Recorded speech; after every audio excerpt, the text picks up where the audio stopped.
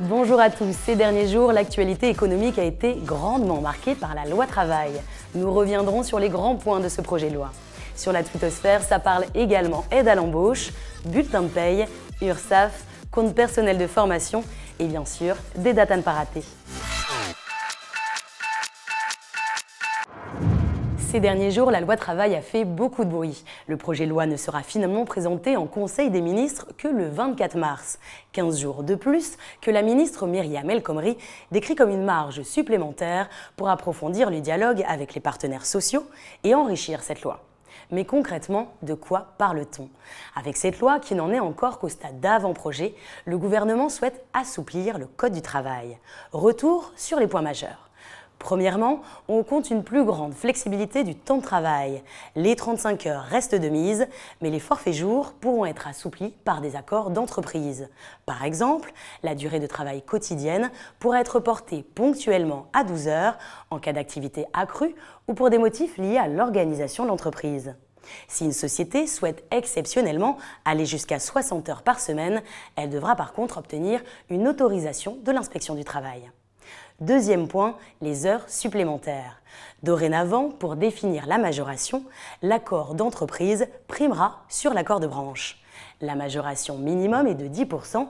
En l'absence d'accord, le seuil restera celui de l'accord de branche, 25% pour les 8 premières heures, 50% ensuite. Troisième point, les indemnités prud'homales en cas de licenciement sans cause réelle et sérieuse seront plafonnées en fonction de l'ancienneté du salarié.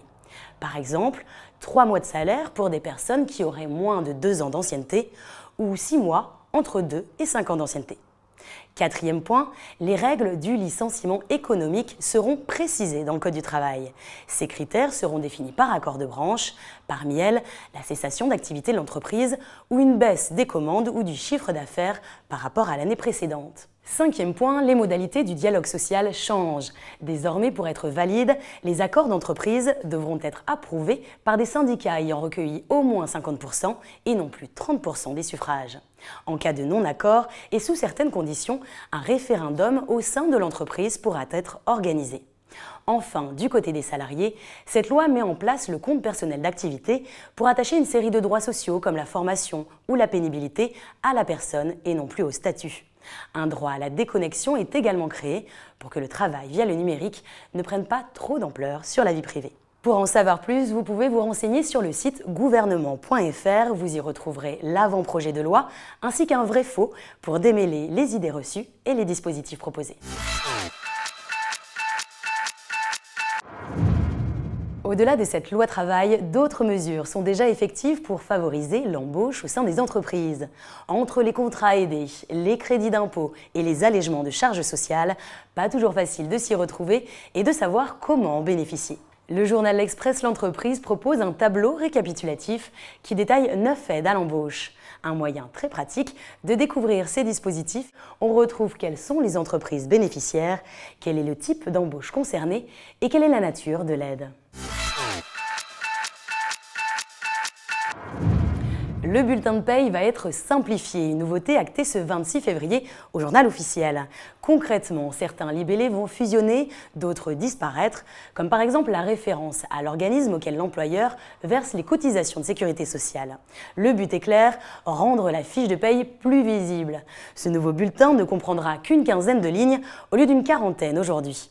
Pour avoir une idée de ce à quoi il ressemblera, le compte des finances publiques nous invite à jeter un coup d'œil au site du gouvernement qui propose un avant-après. Les entreprises vont devoir cependant s'adapter. Alors pour leur laisser un peu de temps, la mesure est pour le moment facultative. Elle deviendra obligatoire en janvier 2017 pour les entreprises de plus de 300 salariés et en janvier 2018 pour les autres. La fiche de paye devrait connaître un autre changement, la dématérialisation par défaut l'an prochain, une mesure proposée dans la loi travail. Employeur, vous pouvez dorénavant négocier le montant de votre redressement ou de vos pénalités avec l'URSSAF. De quoi soulager les chefs d'entreprise en retard de leur cotisation de sécurité sociale.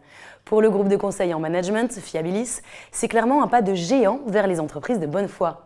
Comment ça marche? Eh bien, après avoir reçu la mise en demeure, la société peut faire une demande en déposant un dossier auprès du directeur de l'URSSAF. Il a 30 jours pour vous répondre. Des conditions sont tout de même à respecter. Premièrement, l'entreprise doit être à jour de ses obligations déclaratives et de paiement auprès de l'URSSAF quand elle reçoit la mise en demeure. Deuxièmement, elle ne doit pas avoir saisi la commission de recours amiable ou le tribunal des affaires de sécurité sociale. Cela pourrait être fait après. Enfin, on ne peut pas bien sûr tout négocier, seuls certains motifs de redressement ou de pénalité sont concernés. Le compte personnel de formation ne sera plus limité aux salariés et aux demandeurs d'emploi. Le journal L'Entreprise se réjouit de la décision du gouvernement. Le CPF est désormais ouvert aux indépendants dès 2018. Encore un peu de patience donc pour les professions libérales et les travailleurs indépendants. Le très attendu salon Franchise Expo ouvrira ses portes du 20 au 23 mars à Paris. Entrepreneurs et franchiseurs pourront se rencontrer pour discuter des opportunités de création d'entreprises.